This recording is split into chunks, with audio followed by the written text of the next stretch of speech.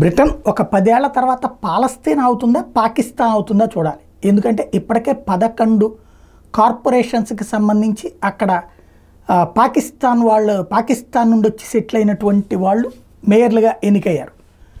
దాంతోపాటు ఇప్పుడు ఖలిస్తానీకి మద్దతు ఇచ్చేటటువంటి వాళ్ళు అధికార పక్షం తరపున ఎంపీలుగా గెలిచారు.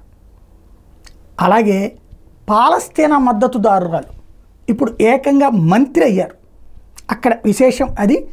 తాజాగా షబానా మహమూద్ ఎవరైతే lord chancellor, secretary of state for justice, ఇప్పుడు ఆవిడ పాలస్తీనా అనుకూల ఉద్యమం చేసేటటువంటి మహిళ కాబట్టి ఇక రాబోయేటటువంటి రోజులలో బ్రిటన్ ఆలోచన ధోరణి మారేటటువంటి అవకాశం ఉంది.